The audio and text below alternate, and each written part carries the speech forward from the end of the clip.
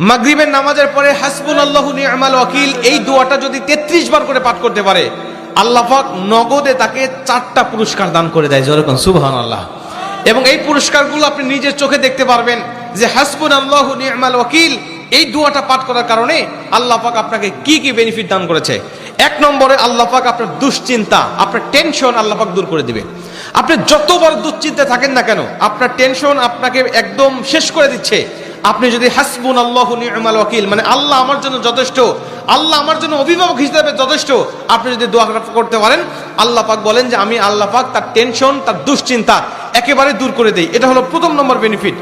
দ্বিতীয় নম্বর বেনিফিট হলো যে এই দোয়াটা যদি কোনো ব্যক্তি নিয়মিত পাঠ করতে পারে, রাসূল সাল্লাল্লাহু আলাইহি ওয়াসাল্লাম বলেন যে আল্লাহ রাব্বুল আলামিন তার বিপদ আপদ বালা মুসিবত আল্লাহ পাক দূর করে দেয়। এটা আল্লাহ পাক নিজেই তার জন্য সাহায্যকারী হয়ে যায়। বিপদ আপদ বালা মুসিবত তার সামনে আর কিচ্ছু রাখে না। আপনি যত হাসবুনাল্লাহু নি'মাল ওয়াকিল পাঠ করবেন, তত আল্লাহ পাক আপনার সামনে থেকে বিপদ বালা মুসিবতটা দূর করে দিবে। এটা হলো 2 নম্বর।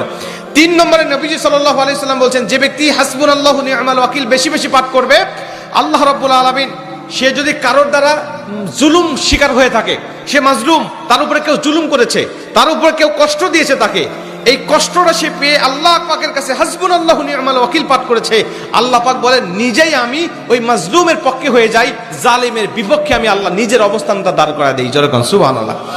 ভাই, আল্লাহ যদি আপনার পক্ষে দাঁড়ায় যায়, আপনার আর কিছু লাগে? আল্লাহ যদি আপনার জন্য সাহায্যকারী হয়ে যায়, আর কিছু লাগে?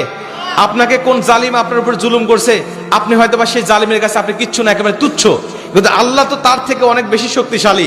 আল্লাহ পাক বলে যে আমি তখন ওই মাজলুমের পক্ষে দাঁড়া যাই, ওই জালিমের বিপক্ষে দাঁড়া যাই, আমি আল্লাহ আমার নিজের মতো করে আমি তখন বিচারটা শুরু করে দেই। যেরকম সুবহানাল্লাহ।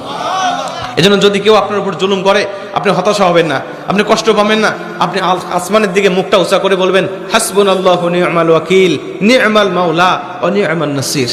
আপনি এই দোয়াটুকু শুধু পাঠ করবেন, দেখবেন যে আল্লাহ পাক আপনার সব হতাশা, সব দুশ্চিন্তা, সব টেনশন আল্লাহ পাক মুহূর্তের মধ্যেই আল্লাহ পাক আপনার দূর করে দিয়েছে। যেরকম সুবহানাল্লাহ।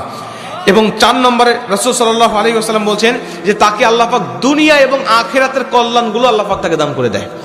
দুনিয়াতে যত কল্যাণ, যত খারাপই আছে এগুলো দূর করে দেয়, কল্যাণগুলো আল্লাহ পাক দান করে দেয়। আবার আখিরাতের যত কল্যাণ লাগবে আপনার সব কল্যাণগুলো আল্লাহ পাক আপনাকে দান করে দিবে। আল্লাহ পাক আমাদের সবাইকে এই 4টি ফজিলতগুলো পাওয়ার আশায় হলেও আল্লাহ পাক আমাদের সবাইকে এই হাসবুনাল্লাহু নি'মাল ওয়াকিল এটা মাগরিবের পরে 33 বার, অনেক মুহাদ্দিস বলছেন ফজরের পরে 33 বার, যদি কোনো ব্যক্তি 11 বার পড়তে চায় সমস্যা নেই, কিন্তু 33 বার পড়তে পারলে সবচেয়ে ভালো ফলাফল পাওয়া যায়। আপনারা অধিকাংশ 33-এর অধিক পড়লেও কোনো সমস্যা নেই। এক কথায় যে ব্যক্তি হাসবুনাল্লাহু নি'মাল ওয়াকিল বেশি বেশি পাঠ করবে, আল্লাহ পাক তাকেই এই ফজিলতগুলো দান করবে। যেরকম সুবহানাল্লাহ। যতগুলো আমলের কথা বলা হয়েছে আল্লাহ পাক আমাকে সহ সবাইকে আমল করার তৌফিক দান করুক। জোরে বলেন আমিন।